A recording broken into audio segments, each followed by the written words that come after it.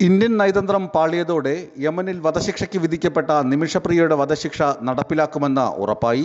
Yemen പൗരനെ കൊലപ്പെടുത്തിയ കേസിലാണ് നിമിഷപ്രിയയുടെ വധശിക്ഷ ഈ മാസം 16-ന് നടപ്പിലാക്കാൻ ഉത്തരവായത്. യമനിലെ പബ്ലിക് പ്രോസിക്യൂട്ടർ ഉത്തരവ് ജയിൽ അധികൃതർക്ക് കൈമാറി. ഇന്ത്യൻ എംബസിയും ഇക്കാര്യം സ്ഥിരീകരിച്ചെന്നാണ് വിവരം. 2017-ൽ യമൻ പൗരനായ തലാൽ അബ്ദു മഹ്ദിയെ കൊലപ്പെടുത്തിയ കേസിലാണ് നിമിഷപ്രിയയ്ക്ക് വിചാരണ കോടതി വധശിക്ഷ വിധിച്ചത്.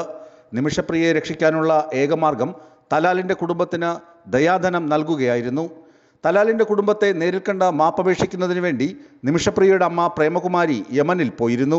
തലാലിൻ്റെ കുടുംബവുമായും ഗോത്രത്തിൻ്റെ തലവന്മാരുമായും ചർച്ചകൾ നടത്തിയെങ്കിലും ഫലമുണ്ടായില്ലെന്നാണ് വിവരം. തൊടുപുഴ സ്വദേശി ടോമി തോമസിൻ്റെ ഭാര്യയാണ് നിമിഷപ്രിയ. നഴ്സായി ജോലി ചെയ്യുന്നതിനിടെ സ്വന്തമായി ക്ലിനിക്ക് തുടങ്ങാൻ സഹായ വാഗ്ദാനവുമായി വന്ന തലാൽ പാസ്പോർട്ട് പിടിച്ചെടുത്ത് ക്രൂരമായി പീഡിപ്പിച്ചതിനെ തുടർന്നായിരുന്നു കൊലപാതകമെന്ന് നിമിഷപ്രിയ നേരത്തെ വെളിപ്പെടുത്തിയിരുന്നു. ന്യൂസ് ഡെസ്ക് വിസ്മയ ന്യൂസ്.